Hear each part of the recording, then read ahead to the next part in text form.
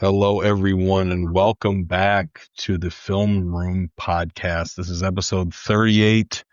I'm your host, Joe Baress, and I'm here with my co-host, as always, Joby Fawcett. Joby, we missed our last week of the Film Room Podcast after a 37 straight episode run because I had to go to Ohio for a music festival. How's it been going here? I hear I missed rain. You missed a lot of rain, Joe, but I'm just saddened that we weren't able to break the streak of Joe DiMaggio or even threaten the streak. 56. Pete Rose, 44 in a row. But listen, I was willing to make the sacrifice of pausing for a week for a couple of reasons. One, you hanging out and effectively beating the heck out of your body in mosh pits. That's right. Across the country. And two, last week when we normally record this show, I had the huge Robert Spagna Championship track and field meet, which was pushed back and we had all kinds of crazy weather. But Joe, we were able to produce an athlete of the week. So why don't you introduce her and when you get a chance to chit chat about my favorite sport? Absolutely. Our Times-Tribune Athlete of the week is Kaitlyn Kravitz from North Pocono track and field. Kaitlyn, how's it going? It's going good up here. No rain anymore. That's great. That's great news. Some behind in my backyard, Joe. Yeah. some behind the scenes stuff. We actually had a lot of trouble getting Joby on this group chat, and Kaitlyn really helped us out to get this podcast moving. So we do appreciate that. But what Kaitlyn did last week to get the Athlete of the Week award at the Robert Spagna Championships, she won 3 individual gold medals in the 100, 200, 400, and was part of North Pocono's silver medal winning 400 relay team. She set school and meet record in the 400 with 57.38 seconds being the time, best in Caitlin Lewis's mark of 58.01, which she set back in 2015. Also, usually we do the show on Mondays. It is a Wednesday because obviously all the athletes in the area are super busy, but Kaitlyn was at the District 2 Class 3A Championships where she won the 200 meter dash and placed third in the 100 and third in the 400. She will advance to states in the 400 as well as the 200. Let's start there, Kaitlyn. Tell me about the district championship meet. You know, you're able to win the 200. You know, tell me what that meet was like and what you kind of thought of your performance as a whole.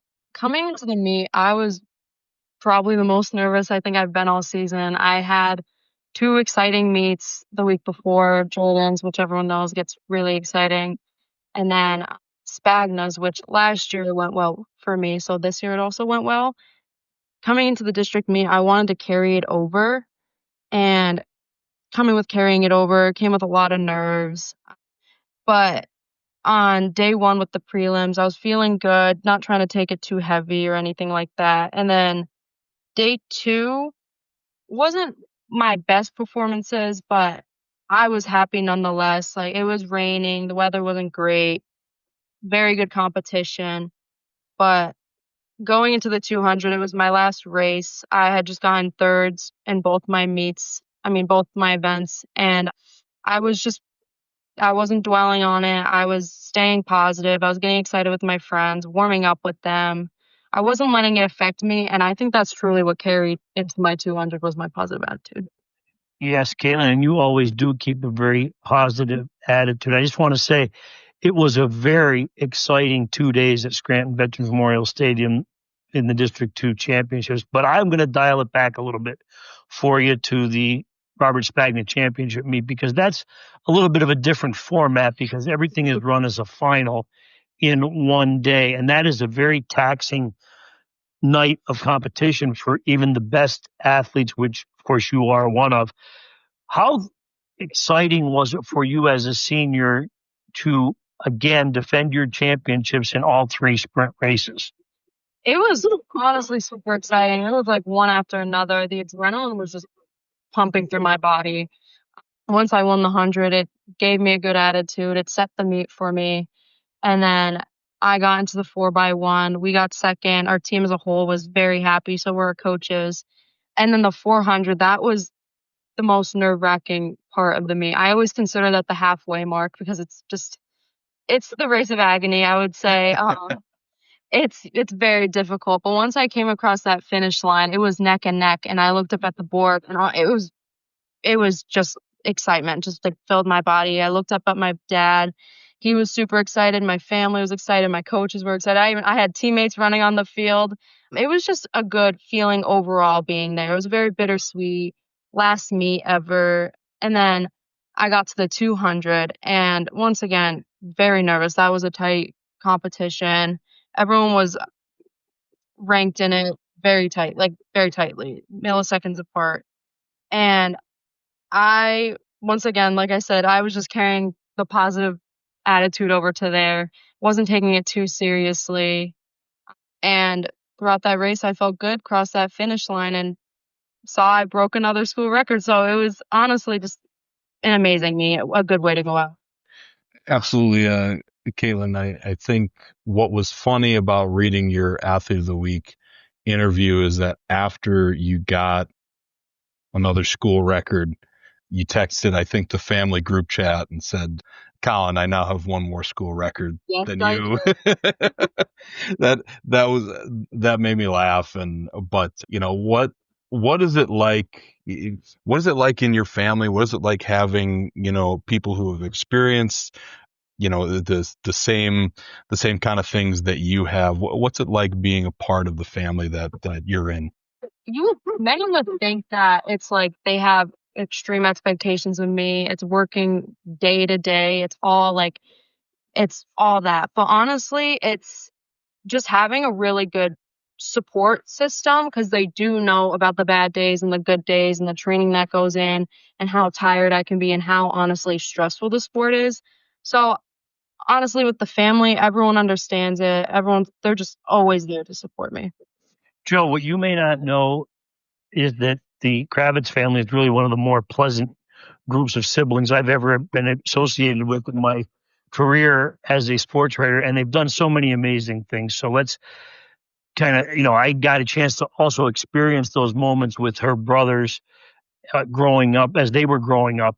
Of course, Matt was a state champion in the 3200. We know what was the legendary legacy that Colin Kravitz left here on track and field. And Yep. Of course, your other brother was a baseball star. And then your sister, who you admitted to me earlier this year, has been one of the great real support systems for you because, you can relate to her. She was a little bit different events in track and field. But again, you're going through the chronology there. It's not easy to kind of keep carrying the flag for the name. But tell us about your relationship with your siblings and, more importantly, your sister. There's definitely an age gap between me and Matt, me and Alana, and my other siblings. Me and Colin being closer in age, we were able to be on the same track team in the same time frame. He's, of course, an older brother, but of course it comes along with that. But he was a very great support system. He was like another coach on that team.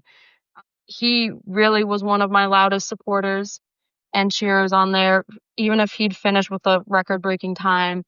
And even as in my freshman year when I would just barely hit like a qualifying time for districts, he was still very loud and proud for me.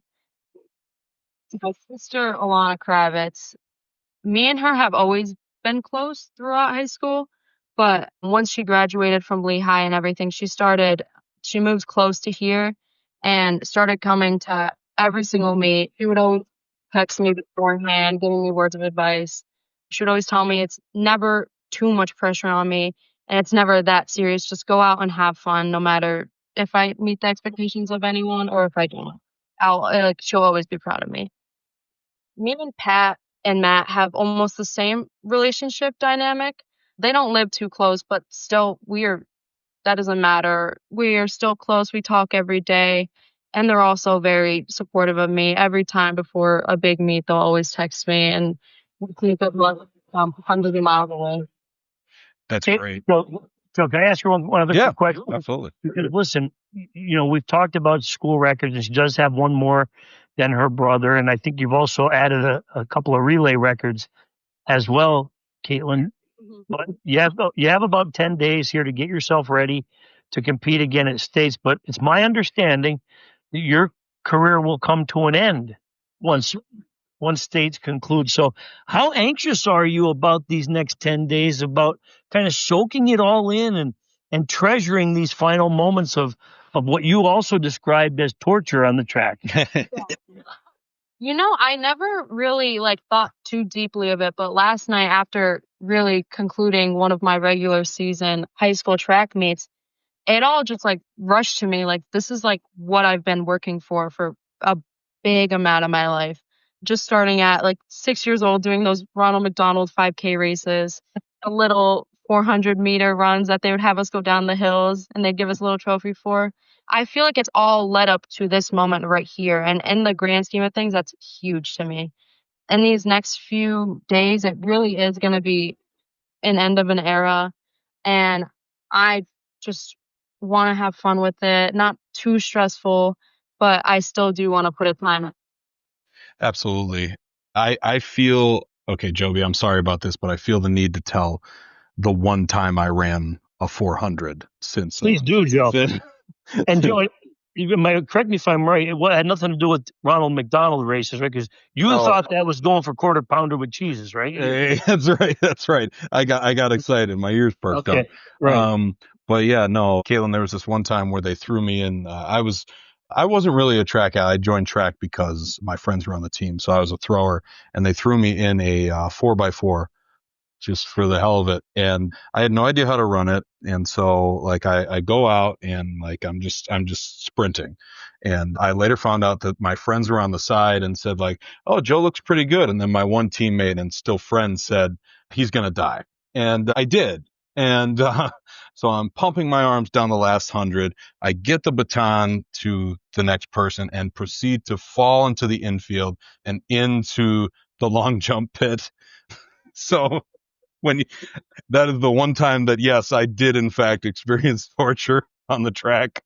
I hate that 400. The 400 has mercy on no one, especially this year at districts. They were very quick to give the awards. I was seeing black on the podium. I was not there. Every photo of me, my eyes are halfway shut. Everyone is breathing heavy. It was crazy. Yeah. So I've got a twofold question for you. I just want to start with, if you want to share, have you ever had an embarrassing moment in track and field? Yeah, a ton, honestly. I don't know if it was particularly in a meet, but during one of my practices last year, I still feel bad about this to this day. I was practicing for states, and I never knew how hard those workouts were ever going to be. It was about 90 degrees. The track is hotter, no wind. Oh my God. And Colin's helping me with pacing me. Of course, it's so easy for him. I was done. And I finished my last 200. Everything goes flying. My bracelet goes flying. I drop to the ground, and he starts to pour some water on me. And I don't know if I was agitated for some reason with the heat. I just started beating him up. I just started hitting water out of the way. I wanted nothing to do with him. That's funny. That didn't look great in front of the coaches, but I understand, though. I understand. And to kind of build off that, Joby, if I may, and if this is, you guys are track people, so this may be a dumb question, but you run the 100, the 200, and the 400, and those three races there, you have to attack each of them differently. Is it hard to kind of train for those three races individually, or what is that like? Yes, usually I find if I'm training for the 100, I get worse at the 4, and then if I train for the 4, I get worse at the 1. But I find the happy medium to be the 200, because the 200 requires speed, but it also requires endurance in a way. So really the training is no similar, one speed and one speed endurance. And we put some of our 100 runners in the speed endurance workout, and it's a scene. Well, listen, Kaitlyn, back in the Stone Ages when your mom and dad and I were running when we used to compete on cinder tracks and stuff. We didn't have kind of these fancy workouts now that everybody has because of the great coaching that has come into the area, but you certainly thrived in that situation. Let me ask you this. You mentioned the great competition that you had at the district championships and certainly at the Spagna championships. And I'm going to ask you, because you probably had some of these conversations with your mom and dad, who are very well respected and very well achieved track runners in their own right.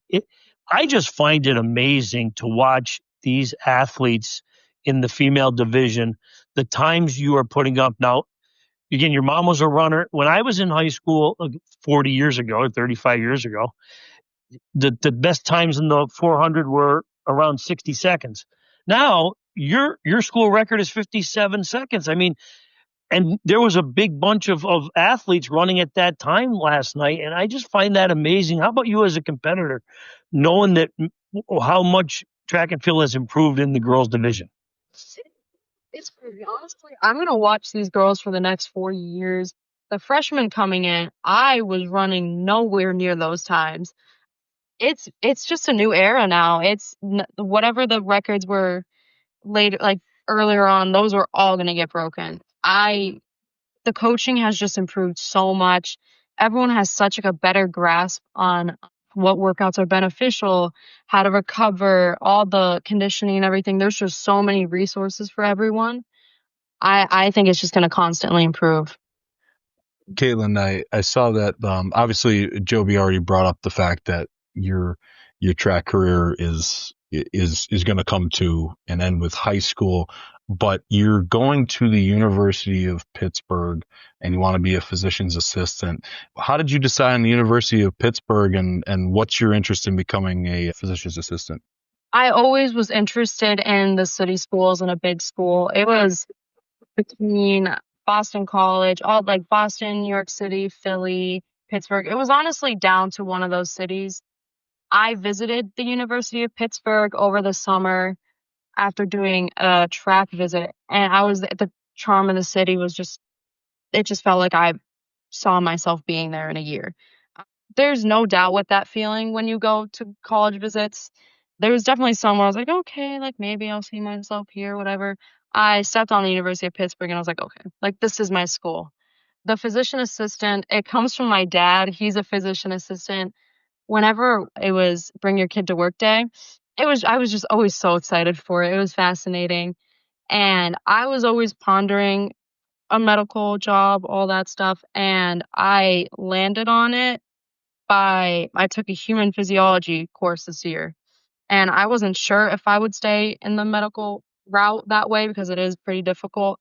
And I just found the flow of human like physiology to be much easier than like calculus or social studies, any of that. So I was like, all right, I found my path and I found my field. Kaitlyn, now with that intense schedule, because you are very committed to track and field, obviously, you're also very attentive with your schoolwork. What do you do for fun? How do you keep yourself relaxed? Because as a high school athlete, sometimes it can become a little bit overbearing to have to kind of dedicate so much of your time to your sport, your dieting, your nutrition, your workouts. And how do you balance everything as an outgoing senior? Definitely whenever I feel myself becoming too involved and too overwhelmed, I would just take a step back, breathe, and I would just remind myself like, okay, this is my life. I don't need to be overstressing myself. No one else is overstressing me. Why should I be? Definitely whenever I got when track got overbearing, I just reminded myself that this is my school sport. I'm my own self, all that stuff. With school, the stressor of it didn't exactly come off too much, but the teachers this year for seniors, I mean, they're lovely. Like they're just taking it easy on us now with AP exams coming up. It really does feel like the end of senior year, and I think they want us to enjoy the moments. But what I do for fun, I have great, like amazing friends. They're the sweetest people on earth. If one of us is stressed out, because all of us are pretty academically and involved in sports, we will just all take a break from it. Don't talk about it. Go out for eat. go sit in someone's basement, watch some movies. We really like just the teenage things. Absolutely. And Kaitlyn, this will be the last thing for me. But again, in your Athlete of the Week interview, you said that you're always late. And I find it funny. First of all, I'm not knocking you for that because I'm always late, to the point where my friends actually, when we're hanging out, they tell me a time that's a half an hour, like, ahead of like when they're actually going to show up, because they know that I'm going to be late. I just find it really funny that you say you're always late, and yet you're in a sport that requires you to be on time. How are you always late? I think I make a good mental map of when I need to do things by what time. I just don't. I don't know what happens. The minutes must go by. Someone's taking them away from me. I'm always out the door. It's by seconds I'm making it to school. Yeah. You can even see it at track. By the time I warm up, it's pretty close to the race. I'm always checking at the third pole. I think it's just, I say I don't like to take things too seriously, but sometimes I think I don't take it seriously enough to where it ends up at that point. Now, Joe, you said that was your last question. Because I could talk to Kaitlyn all night.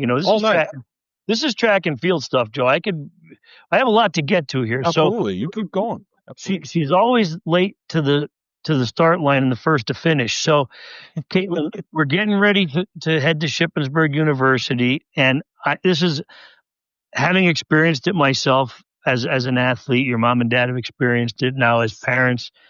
If you can describe for our listeners out there as an athlete what that atmosphere is like, first and foremost, when you're seeing some of the best athletes, not just in the state, but in the country compete, and you are now among them, and there's 12, 13,000 people in the stadium, and it is hot. The sun is out if we're lucky.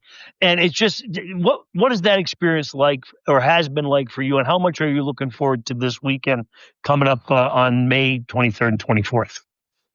I feel like the feeling going to States from last year compared to this year is so much different. My first year I got there, immediately had imposter syndrome. I was nervous. I was just horrified seeing all these girls run 53s, and I'm just barely making it. This year, honestly, you would think it's a more stressful meet. It feels less stressful. These girls, people have expectations for the girls that are running 54 seconds. We're gonna win. They're not worrying about me. It takes the stress off of my shoulders. So honestly, I'm just going there to run, and that's it. The only eyes on me are a few people from our division and my parents and my coaches. It's not an entire stadium of everyone that knows my name, like my times. No one really knows you there. So it's like you got to make a name for yourself. It's quite an experience, though, when you come around, because you run the 400 and the 200. You come off that turn. Have you heard the crowd, or does that kind of get you through to the finish line? Oh, yes, I do hear that crowd. It's loud. Everyone's screaming. You can't even distinguish the voices. It's just noise. But it really does give you an adrenaline rush. Everyone there is so super focused on track, very excited. All of them, it's teams. It's not even just parents. It's teams. It's friends. It's even the officials. Everyone gets in on it. It's a very, very, very exhilarating experience. It's a lot of fun, Kaitlyn. Listen, you have been a lot of fun covering over the last couple of years. I have enjoyed watching your ascension. It's not always easy to have to climb out of your siblings' shadows, and your siblings have certainly cast very long shadows, and you've done an excellent job. You represent North Pocono with a lot of pride, and I'm sure that the school is very proud of you. I want to wish you the best of luck at Shippensburg. I look forward to seeing you. It was a lot of fun this year for sure, and I'm glad that you achieved everything you had hoped. Thank you so much. Thanks, Kaitlyn. We appreciate it. Yep. Thank you so much. Yep. All right. That was Kaitlyn Kravitz, our Times-Tribune Athlete of the Week, brought to you, as always, by the Lehigh Valley Orthopedic Institute. Joby, we could have done the whole show with Kaitlyn, honestly. Kept going. No, listen, she's such an engaging young athlete. Yeah. And I noticed that very early on with her because, again, covering the sport like I do, you have to get to know the kids are the best kids, and they're going to always be the ones that you're chatting with after races. You do try to kind of get to know them a little bit. Yep. And because I've had to cover her brothers, except for Pat, the baseball player. It really, I got to know them, and then you get to know her a little bit. And she's got her own personality. There's no question about that, but she loves the sport. She works very hard at it. She runs one of the most challenging events, and she's done great. I'm looking forward to seeing how she does at the state meet, Joe. She has, she explained it a little bit for you. There's quite a field in the 3A girls division in her races. And the best mentality you can take going into the state meet, especially when some of our people who follow track and field, they're going to see her seated a little bit lower than may be expected. But there are some fantastic athletes, and you really do have to focus in on what you want to achieve on the weekend. And if you get a medal, if you're fortunate enough to have everything go right for you and you can come away with a medal, that's great.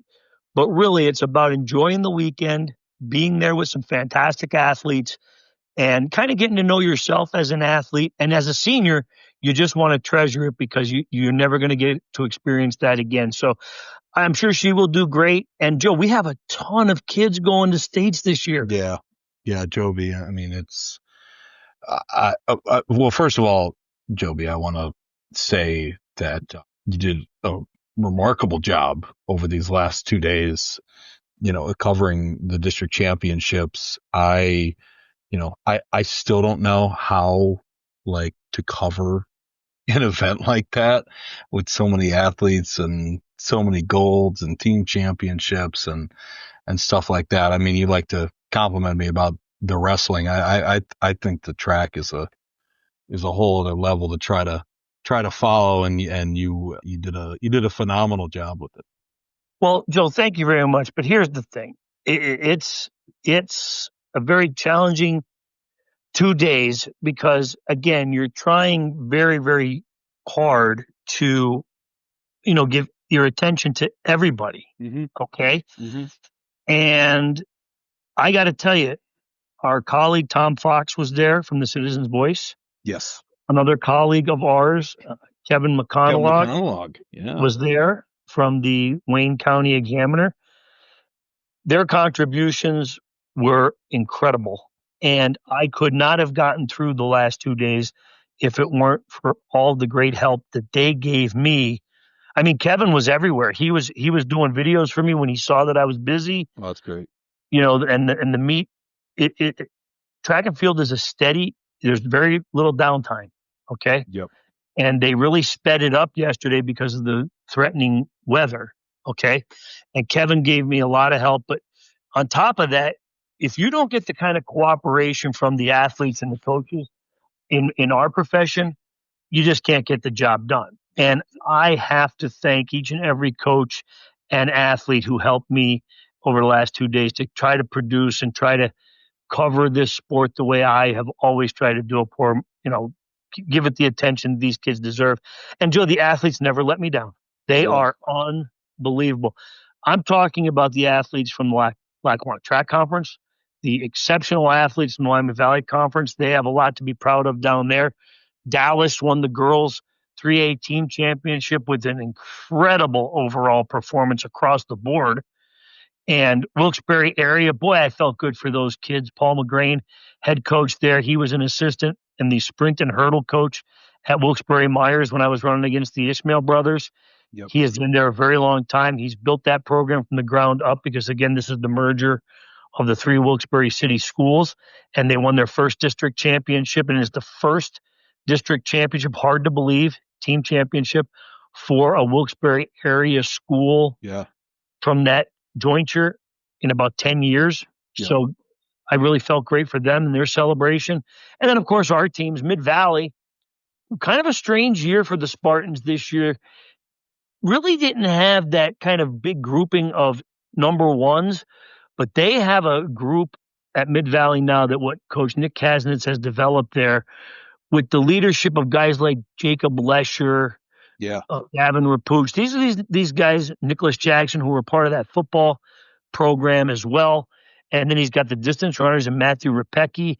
But really what he's got, Joe, there, he's built a culture at Mid-Valley, something in track and field you try to do. It's sometimes very difficult because there's 18 events. Right. And there's field events, there's jumping events, there's sprinting events, distance events. It's just hard at small schools to develop that kind of a balanced team effort. And he was able to do that this year. And held off a very strong challenge from the boys at Dunmore to win the Class 2A boys title. And what can you say about the performance of the Lakeland girls, Joe? I mean, they defended their District 2 Class 2A championship, scored 130 plus points, had 60 points after the first day of competition, and people couldn't believe that number. And then they scored more the next day. It was incredible. And just some terrific performances out of Lakeland. I think they had 5 District 2 champions. They had 5 silver medal winners and 5 bronze medal winners. That's pretty consistent. That's pretty consistent, right? We don't do a medal count table because it's just too difficult. And right. The district also awards 6 medals, so it just becomes a little right. You kind of doing a lot of research and what have you. I have a hard enough time keeping track of the results, but. That's a pretty good haul by Lakeland. And yeah, we have a lot of kids who qualified as champions to go to the state meet, and also some who met the qualifying standard, the time or the height or the distance. So I'm really excited about the weekend of the May 23rd and 24th at Shippensburg University, as I always am, because there's not a lot of pressure. It's a lot of work, but not a lot of pressure on me. And I think the kids are more relaxed. They have their goals, but look, they award medals for the top 8 finishers. And if our kids perform the way that they're capable of, a lot of them come home with medals. And I think that's the best part of this job, going to Shippensburg. So I'm looking forward to that. But man, it was a busy 2 days. Yeah, Joby, and I'm glad you mentioned our fellow colleagues there. Especially Joe, they did a fantastic job, really. Right. Really. I mean, especially Tom Fox. I mean, I love going to an event with Tom Fox. Obviously, I get to work with him during the wrestling season, and it's just funny. I don't know how he stays so like calm, cool, collected, and like just kind of knows everything that's going on. There'll be times where if we're both at the District 2 Wrestling Championships, I'll be like interviewing someone, I'll come back, he's like, "Oh, did you see this?" I'm like, "No." So he saves me from time to time. So yeah, great job by him as well. But yeah, no, my head's spinning just, trying to follow your updates and that alone, the video and everything alone. And yeah, they're just, getting three stories last night, Joby. 3 stories. So Joe, listen, I would encourage our listeners. I realize that we're in this new digital age, and everything is really in instant coffee, instant replay, instant. Yep. Everybody wants the results and the highlights in the blink of an eye, and we're trying to keep up with that standard, or at least join that social media frenzy that the kids kind of enjoy and they gravitate towards in this new generation, this new era of media. But I would encourage anyone who does listen to this podcast, and from what I gathered over the last couple of days, Joe, is people are listening. Pick up a copy of the print edition of the paper, or at the very least, click on the online, the Times-Tribune.com, because really, if you want to know the story, the underlying story of these kids and the performances at the meet, I do still write. Right. A lot. And I still have a belief that somewhere the written word is still important. Yep. And I think if we can describe it the best that we can, I think it does give people a good feeling to know that if you weren't there, you can kind of get the idea that you were there. Yep. But really, there were some great stories to be told at the District 2 Championships over the last 2 days, and I try to portray those in the written word a little bit. Now, it did create for some extremely long nights. I mean, Monday, it was a pretty quick, pretty long stretch where I do try to get everybody, all the champions, get a little comment from all of them. That kind of gets magnified on day 2. And then I do try to do 3 stories with a little bit of a notebook there. as you said. And I think the kids work so hard. I feel that I should pay attention to everybody and at least give all of them a chance to describe their emotions in the moment. Now, when you get 25 or 30 medal winners, it tends to be it's a problem, Joby. It's a problem. It's a daunting task. So late last night, as I mentioned to you early this morning, I was seeing double on my computer, and I hoped I didn't make too many mistakes, but I did go back this morning about 5 a.m. and kind of clean some stuff up there. But listen, Joe, it was fun. I enjoy track, as you know. It is my favorite sport. I know football players across the area are going to be rolling their eyes, but I love track and field, Joe, because look, here's the thing with track. I talk about this a lot with my neighbor, with my friends when we gather together.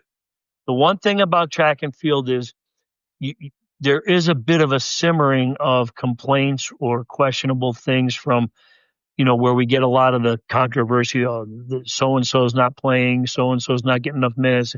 In track and field, the things that hold true at every meet, the clock doesn't lie.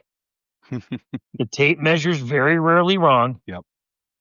And when the computer at the district meet, that tells you what place you finished in. That's right. So you can debate, we lose some of that, and we're pretty much just writing about or watching and appreciating outstanding athletic performance without all the politicking that you often get with the other team sports. So I love track and field. You know that. Yep. Our coworkers know that because I gush over the spring whenever it comes track and field season. But the kids deserved it. They had a great couple of weeks here with the Robert Spagna meet, which we missed because you were again at Coachella. And, Joe, you're like a roadie. You're out there. You're out there, buddy. That's right. And then the District 2 championships. I just want to say a big thank you and wish all the kids who are continuing on the best of luck at the state meet. Absolutely. Yeah, Joby, thanks for holding it down, and to our coworkers for, keeping us afloat while I was gone, crowd surfing, mosh pitting, and yeah, you're unbelievable, Joe. You're right around. That's right. Yeah, but as you know, Joby, I'm older now, and I needed some recovery time. I was still sore like 2 days after, and actually, sorry, the second day was worse, as I'm sure you're aware of for some reason. But yeah, 3 days I was still sore. I'm feeling pretty good today. Be going to the chiropractor tomorrow. So okay, that'll help you. Now, Joe, I want to please tell the listeners, what commitment did I make to you before you signed off last week for your 2-week tour here, your 1-week tour? I'm sorry. I said I wasn't going to bother you with a text message. That is correct. I wasn't going to bother you with a phone call. That is correct. And did I? And you delivered. I delivered, right? And then yep. I was very thankful and excited when I received your email and declaration that you were back. I'm back, yes. To all the listeners out there, I sent an email to all my coworkers, which was the fax that Michael Jordan sent when he came back to the Chicago Bulls, 1995. I'm back. So I'm not so sure the sports department celebrated with quite the extensive hoopla that the Chicago Bulls no. back in the mid-'90s, but certainly your presence was more than welcome, and your contributions to the staff, without you being in the co-pilot seat there, were certainly missed, and we're glad to have you back. I greatly appreciate that. Nobody's buying the Joe Baress jerseys, though, Joe. No, unfortunately, yeah, no, they're not flying off the shelves yet, but we'll see. But yeah, no, it's funny. There wasn't really much of a hoopla. It was just people were just like, "I got your email." So, but yeah, what's funny, Joby, is I actually called you before you responded to me. So I kind of broke my own vacation. Yes. So, but what I do want to mention is, for me going to Ohio, it prevented the opportunity for Morgan Davis of Abington Heights Lacrosse to get on this podcast. I do apologize, but let me at least mention that a week ago, she scored 15 goals in 3 games, including 10 in a win over a very, very good Crestwood team. So congratulations to her. Apparently she's a freshman, Joe? That's correct, Joe. Holy moly. Okay. Well, she'll be on the podcast then in the future. Well, I'm sure. Maybe on with you, Joe. I don't know if I'll be around. Oh, come on. Anyway, come on. Listen, again, Joe, yes, congratulations to Morgan. That's an incredible accomplishment. And as you know, I used to cover lacrosse, so I did happen to get a chance to work with the Abington Heights program there, and that team is outstanding. Wyoming Valley Conference champions this year, and getting ready for the postseason. Our colleague Sam Freeman will have all the previews and capsule information as they get ready to start their quest for a district championship after winning the Wyoming Valley Conference this year. Absolutely. Yeah. To piggyback off that, yeah, Sam Freeman is actually out there as we speak at Wyoming Seminary. I believe the Dallas Wyoming Seminary match is underway, and he's already covered a match as well. And there's a story about North Pocono. There's a story about Delaware Valley. I actually read the Delaware Valley one before sending it over to be put on the page. I thought it was a very good story about their goalie tandem. I really enjoyed it. And there's also a story running in the Citizens Voice about Crestwood and their youth coming up big this season. So yeah, plenty of coverage. Pick up a paper tomorrow or go online. There's some good stories, some good preview stuff. And Joby, is there anything else you wanted to get to track wise? No, we're going to have so much track coming up here. We're going to have a little bit of a notebook over the weekend. Joe, there must have been a dozen school records broken in the onslaught of performances at the District 2 track meet. I tried to do the best I could in getting them all. Coaches were peppering me with these notifications during the no, meet. you keep up, seriously. Like, there's school records broken like at every meet, and it's not just one. It's and listen, our coaches do a great job of keeping me informed on who's setting school records, so I appreciate that. I never want to discourage anybody from doing that, but no. In the middle of what is a very frantic few hours, the last thing I need is some notifications coming through about school records, which we're going to catch up with on the weekend. And I want to prepare everyone. We're going to have some coverage, obviously, leading into the state track and field championship meets as well. But I do also want to mention, Joe, that my other sports that I cover, tennis, boys tennis, the Abington Heights Boys Dynasty continued 12th straight District 2 Class 3A championship last week while you were gone, sipping Mai Tais and whatnot. Just a great job by Coach Art Comstock and the group. I do want to mention the singles players. I know I always kind of leave out the doubles players, and they reminded me of that when I was covering the match. But Pernille Malaha, just a tremendous number one singles player. William Arp at number 2, Dominic Peters at number 3. They were dominant all season. Very impressive in winning the District 2 Class 3A team championship. Pernille won his third singles championship in 4 seasons, and he was very, very impressive. He'll be moving on to the state competition in a couple of weeks in May 23rd and 24th. And we also had, Joe, part of this thing is that you got to kind of keep all of it in track. You know what I mean? Yeah. And Scranton Prep's Aki Velaga, he won the Class 2A championship. He bookended his singles championships his freshman year and his senior year. So great job by him.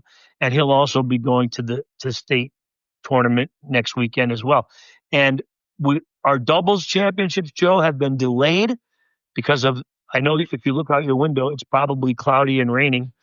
And so they haven't been able to get outside. So a tournament of that size with the doubles is extremely difficult to hold indoors, but the fine staff and owners over at Birchwood Racquet Club have graciously given Chairman Mike Ognosky the ability to conduct the doubles tournament on Thursday and Friday. So we're going to try to get it in then, because District 2 must have the tournament complete before Saturday. So we'll be crowning District 2 doubles champions here pretty soon, Joe. But another great season by our tennis players. Clearly our franchise teams programs. Abington Heights, Scranton Prep did quite well. And I do want to also give congratulations to Wyoming Seminary, which captured the Class 2A championship.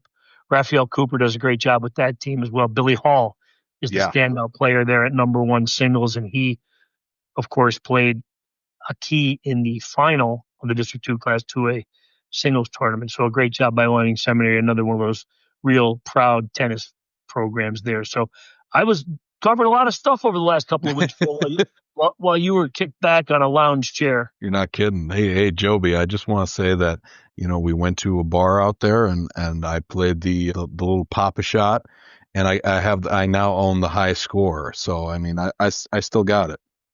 By that you meant the Sunday bar at Chuck E. Cheese, right? That's right. That's right. I was pushing kids out of the way. Right. I want to make that clear to all of our listeners.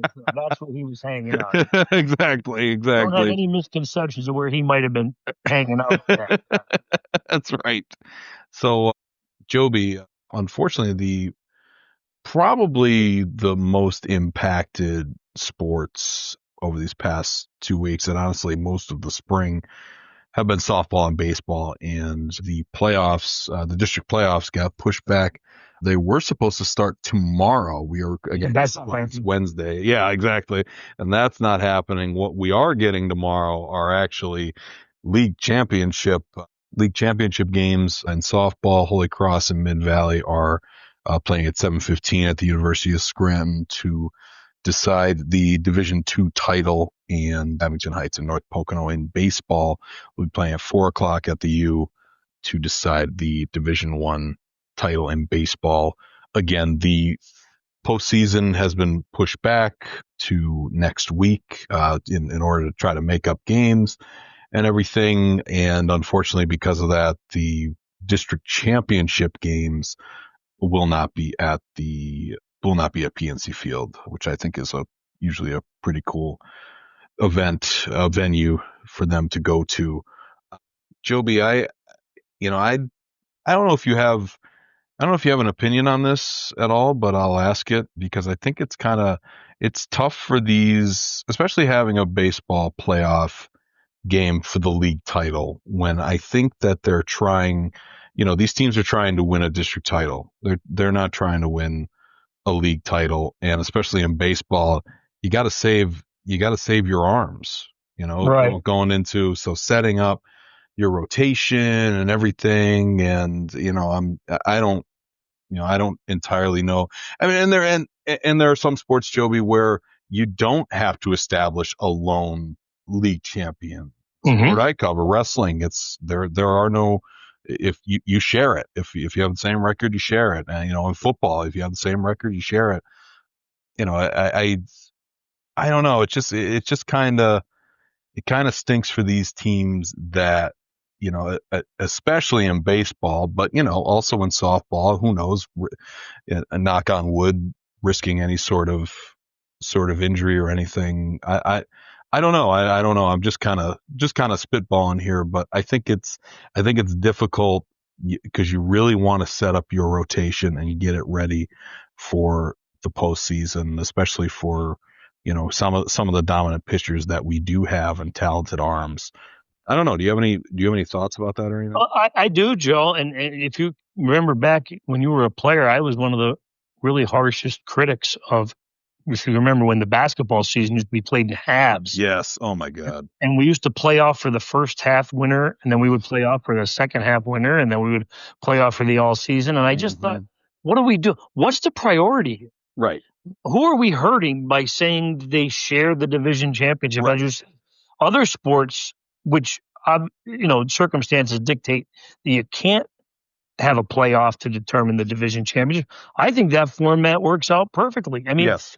Look, especially in a sport like baseball, and Joe, I'm not kidding when I tell you this. I'm not as deep enthralled in baseball as others are, but the truth is, the one thing I do know about is baseball, especially with this weather, gets extremely hampered by the fact that they have pitch counts. Yeah. They can only use their players a certain amount of times.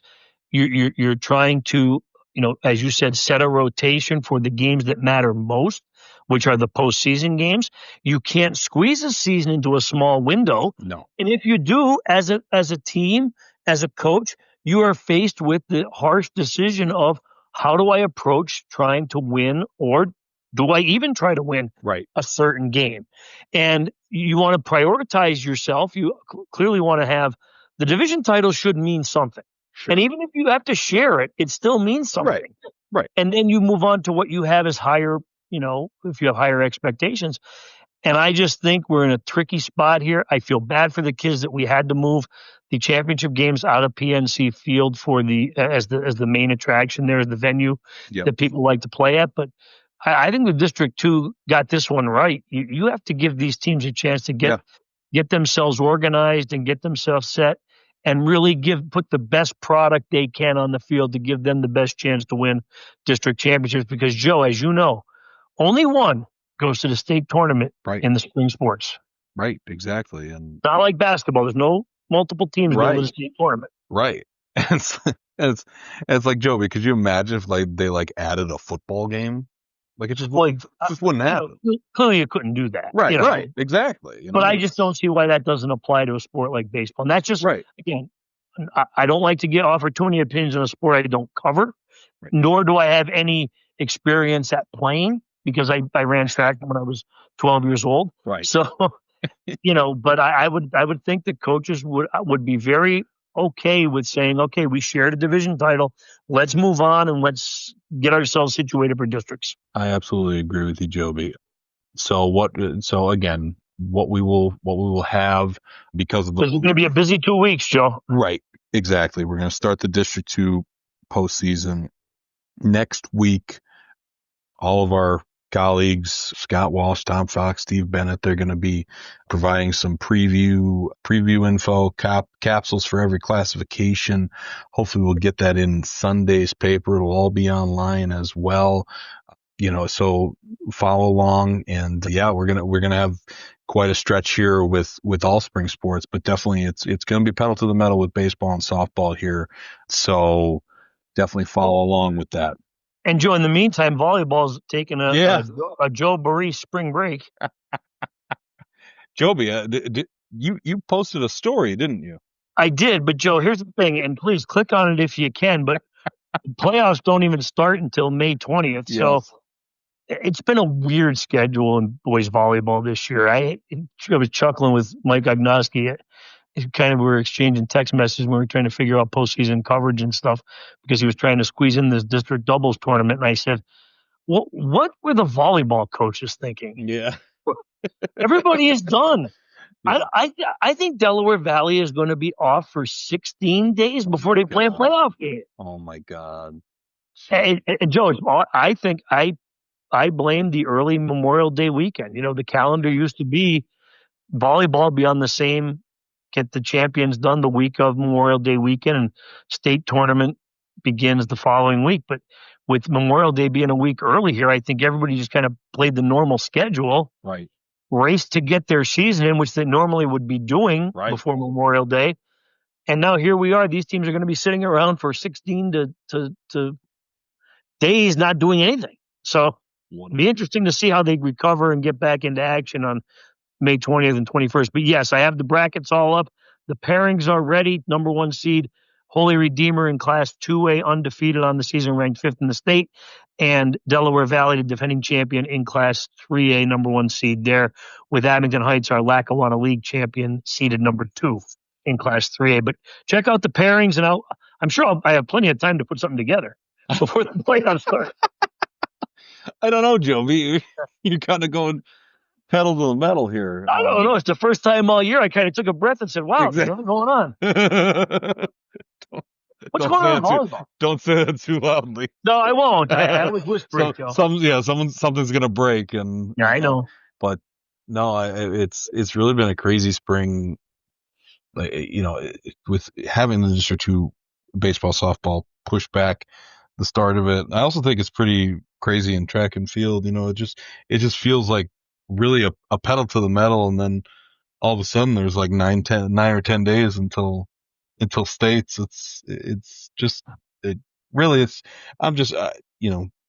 Our athletes, for somehow being able to navigate through this spring, especially, has been a task in and of itself.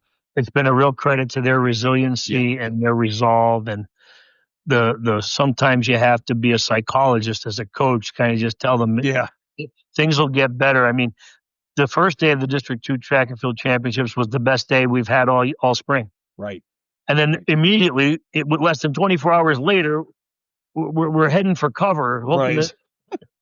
It was steady rain and cold and wind, and it's just been a bizarre spring, to say the least. But our kids in Northeast Pennsylvania always seem to respond, no matter what the sport is.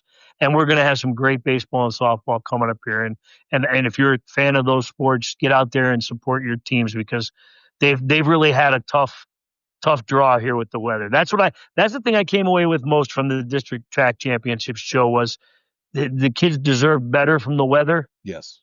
But as Kaitlyn Kravitz eloquently said, when she faced some adversity at the District Track Championships, she can't go back to the past. She can't change it. She's just going to be positive, put a smile on, and keep moving forward. And that's what all these athletes have done. And I think we're going to have some great postseason action in baseball and softball, to say the least. Absolutely, Joby. And I think that's the perfect way to wrap up episode 38 of the Film Room Podcast. Again, thank you to Kaitlyn Kravitz for not only taking the time to join us around hers and our busy schedule, but also helping us out technologically to make this episode happen. Joe, nothing like exposing me for the fraud I am with technology. I always do that. How much have I done, Joby? I've told people where your home is. It's incredible. I'm really just throwing you right under the bus. He really is inept at everything he does. Don't let him fool you. Don't let him fool you. Oh, God, Joby, you're the best. Sorry. So please follow this podcast, subscribe on Apple, Spotify, YouTube, Amazon Music if you have that, and of course Podbean, where we do record this podcast. Follow along there. Go to the Times-Tribune.com/sports. Go to Joby's Times-Tribune Facebook page, Joby Fawcett, the Times-Tribune. Times-Tribune Sports on Instagram and on Facebook. Follow us on X at SportsTT. It should be a great sprint to the finish for all these spring sports. Hopefully the weather cooperates and we're able to get there. But until then, Joby, thank you. Thank you, Joe, for having me. I had a lot of fun this week, getting back in the saddle here, and